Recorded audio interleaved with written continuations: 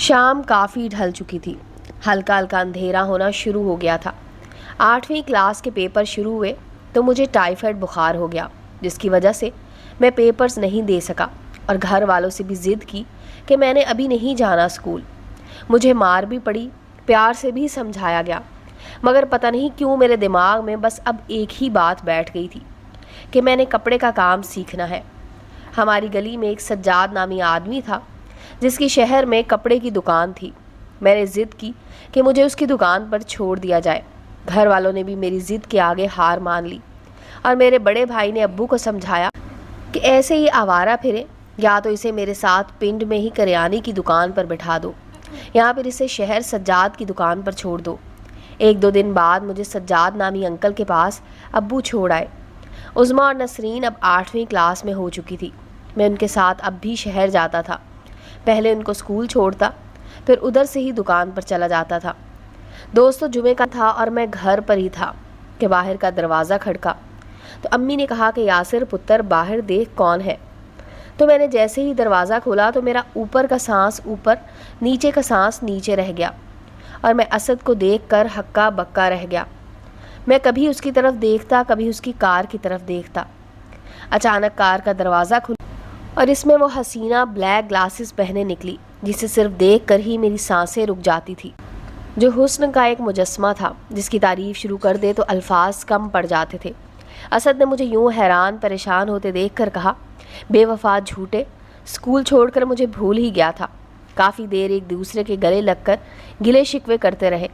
इस दौरान महरी चलती हुई हमारे पास आ गई थी और बड़े गौर से मुझे देखे जा रही थी। उसे अचानक अपने गरीब खाने पर देखकर मुझे शेर याद आ गया जिसको दिल ही दिल में कह दिया। मैंने महरी को गौर से देखते हुए सलाम किया तो मैं ये देखकर हैरान रह गया कि उसने मेरे सामने हाथ कर दिया सलाम लेने के लिए। तो मैंने झिझकते हुए उसके साथ हैंडशेक किया और उनको अंदर ले आया। अम्मी इन दोनों को देखकर हैरान परेशान खड़ी, कभी इनको देखती, कभी मेरी तरफ देखती। मैंने अम्मी से दोनों का तारुफ करवाया तो अम्मी ने असद के सर पर प्यार दिया और महरी का आगे बढ़कर माथा चूमा और दुआएं देने लग गई। अम्मी महरी को अंदर कमरे में ले गई जहां मेरी बहन नाजी थी और मैं असद को लेकर अपनी बैठक में आ गया। मैं अंदर अंदर से अपने घर की पोजीशन और असद के स्टेटस का मवाजना करके शर्मिंदा हो रहा था। असद ने भी मेरे एहसास कमतरी को नोट कर लिया था। असद को बैठक में लाकर मैंने चारपाई की चादर को झाड़ा और दोबारा चारपाई पर बिछा दिया और उसकी तरफ शर्मिंदगी से देखते हुए कहा कि यार हम तो गरीब लोग हैं और हमारा गरीब खाना भी हम जैसा ही है। तो असद ने मुझे थप्पड़ मारते हुए कहा, शर्म कर यार, इंसान का दिल अमीर होना चाहिए। आइंदा कभी ऐसी बात ना करना वरना तेरी मेरी दोस्ती ख़त्म समझ। और मुझे गले लगा कर कहने लगा, मैंने तुझसे यारी सिर्फ तुम्हारे सादेपन और दिल के साफ़ होने की वजह से लगाई है, वरना शहरों में दोस्तों की कमी नहीं। अब कभी ये अमीरी गरीबी का फ़र्क ना मुझे बताना, ये मेरा ही घर है, समझे। ऐसे काफ़ी बातें करके उसने मेरी कमतरी दूर कर दी और छलांग लगाकर चारपाई पर चढ़ कर बैठ गया और चारपाई पर हाथ मार कर बोला, चल आजा मेरे पास, इधर बैठ। मैंने कहा, तुम बैठो, मैं अभी आया। तो असद ने मुझे आवाज़ दी, किधर जा रहे हो। तो मैंने कहा, यार कुछ ठंडा ले आओ। तो असद बोला, यार हम गाँव बोतलें नहीं पीने आए, ऐसा कर लस्सी ले आ। मैंने हंसकर कहा, अबे तू लस्सी पिएगा। तो असद बोला, क्यों, लस्सी साथ नहीं पीते क्या।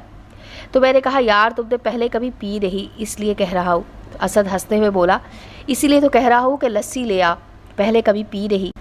मैं अच्छा कहकर घर के अंदर चला गया और सीधा आपी के कमरे में गया जहाँ महरी और अम्मी भी थी।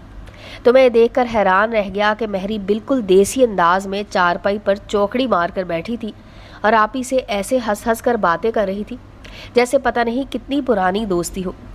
महरी को यूँ देखकर मेरी हंसी निकल गई तो मैंने उसकी बात को नज़रअंदाज करते हुए अम्मी को बाहर आने का कहा। अम्मी बाहर आई तो मैंने कहा, लस्सी ठंडी कर दो। तो अम्मी हैरान होते हुए बोली, लस्सी क्या करनी है। मैंने कहा, असद ने पीनी है। मैंने अम्मी को कहा कि मैं बोतलें लेने जा रहा था, लेकिन असद ने मना कर दिया कि हम गांव लस्सी पीने आए हैं, बोतलें नहीं। इतने में अंदर से महरी भी निकल आई और वो भी लस्सी का ही इसरार करने लग गई। अम्मी ने जल्दी जल्दी लस्सी ठंडी की और 2 बड़े बड़े पीतल के गिलासों में डालकर स्टील की ट्रे में रख कर मुझे पकड़ा दिए और आपी महरी के लिए जग में डालकर और स्टील के गिलास लेकर अंदर चली गई। मैंने असद के सामने ट्रे की तो बड़ी हैरानगी से इतने लंबे लंबे गिलासों को देखने लग गया। پھر اس نے ایک گلاس اٹھایا اور پہلے ایک گھونٹ پیا اور مزے سے کہا، واہ یار بڑے مزے کی لسی ہے، اور پھر ایک ہی دفعہ میں گلاس کو منہ لگا کر ساری لسی ختم کر دی۔ میں ابھی دوسرا گلاس ٹرے میں رکھے ہی کھڑا تھا تو اسد نے دوسرا گلاس بھی اٹھا لیا اور میری طرف دیکھتے ہوئے شرارت سے کہا، پلیز ڈونٹ مائنڈ، اور دوسرے گلاس کو بھی خالی کر کے ٹرے میں رکھ دیا اور بولا، تھینکس یار، پہلی دفعہ اتنا مزہ آیا ہے، واقعی یار لسی پنڈ کی سوغات ہے۔ میں ہنسنے لگ گیا۔ ایسے ہی ہم کافی دیر ہنس ہنس کر باتیں کرتے رہے اور پرانی یادیں تازہ کرتے رہے۔ اسد نے مجھے پڑھائی چھوڑنے کی وجہ پوچھی تو میں نے اسے کپڑے کی دکان پر کام سیکھنے اور وہاں پر آنے والی رنگ برنگی تتلیوں کا بتایا۔ تو اسد نے پوچھا، کون سے بازار میں دکان ہے؟ تو میں نے بتایا کہ کارخانے بازار میں۔ تو اسد حیرانگی سے بولا، یار ادھر ہی تو میری ماما کی بوتیک ہے۔ تو میں ایک دم حیران ہو کر بوتیک کی لوکیشن پوچھنے لگ گیا۔ مجھے یاد آیا کہ آنٹی نے مجھے اپنی بوتیک کا کارڈ بھی دیا تھا، مگر پتہ نہیں وہ کارڈ میں کدھر رکھ بیٹھا تھا، اس لیے میرے ذہن سے آنٹی کی بوتیک کا پتہ نکل گیا تھا، ورنہ ان کی بوتیک ہماری دکان سے کچھ ہی دور ایک مارکیٹ کے اندر تھی۔ میں اور اسد باتیں ہی کر رہے تھے کہ مہری اندر داخل ہوئی اور بڑی شوخی سے بولی، اگر جناب کی باتیں ختم ہو گئی ہوں تو مجھے گاؤں کی سیر کرنی ہے۔ تو اسد بولا، چل یار، اس نے میری جان کھائی ہوئی تھی کہ میں نے گاؤں دیکھنا ہے۔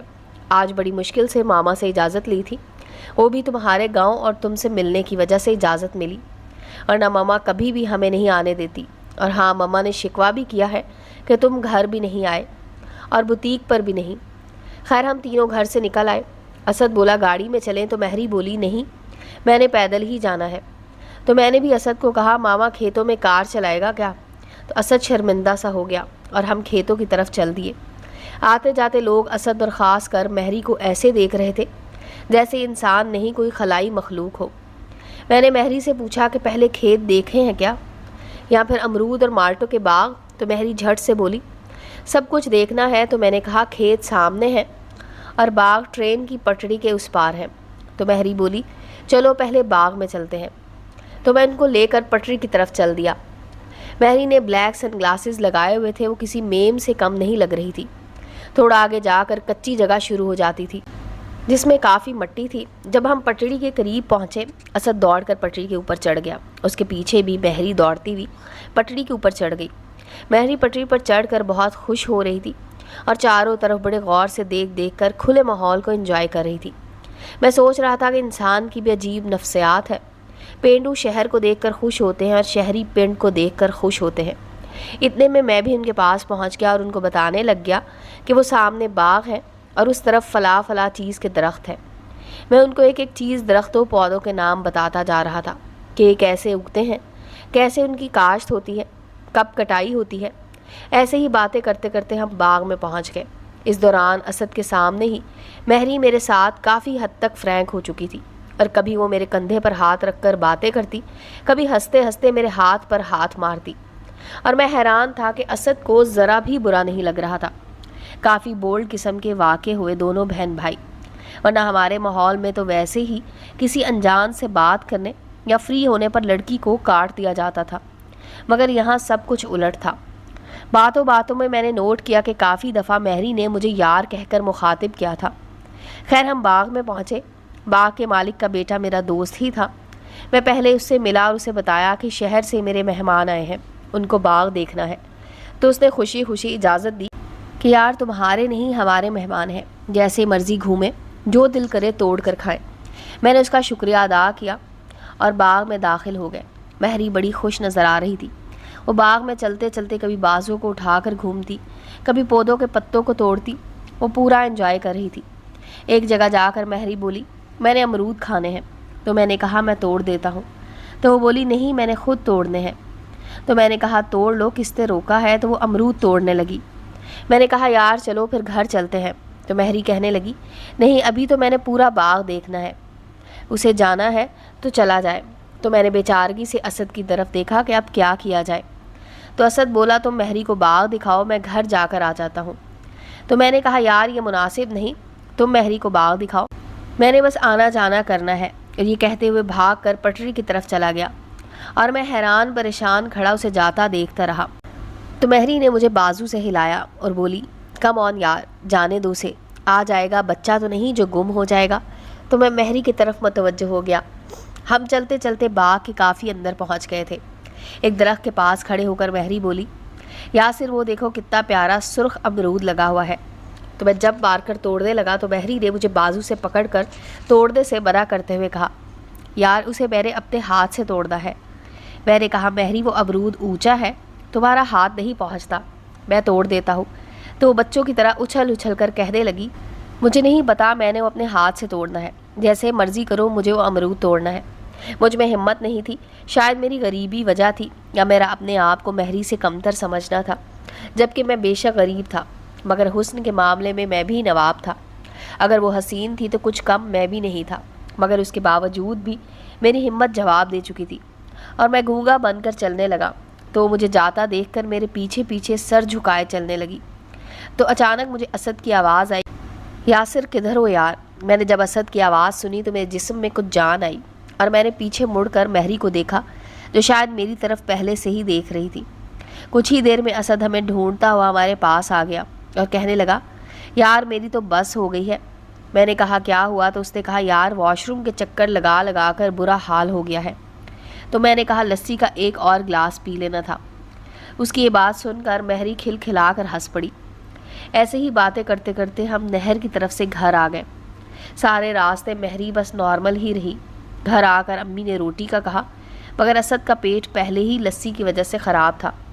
اوپر سے امی نے دیسی گھی کا ساگ اور مکئی کی روٹی کا کہا تو اسد نے بھاگنے میں ہی اپنی عافیت سمجھی اور جلدی سے جا کر کار کی سٹیئرنگ سنبھال کر بیٹھ گیا، جبکہ مہری امی اور آپی سے مل رہی تھی اور ان کو اپنے گھر آنے کی دعوت دے رہی تھی اور جاتے جاتے بھی آنے کا اصرار کرتی رہی، اور اسد مجھے گاڑی میں ہی بیٹھا ملا، جبکہ مہری مجھ سے نظریں چرا رہی تھی۔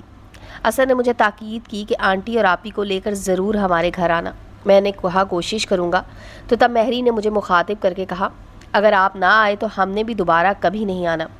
تو وہ مجھ سے آنے کا وعدہ لے کر چلے گئے اور میں ان کی دھول اڑاتی گاڑی کو پیچھے سے دیکھتا رہا۔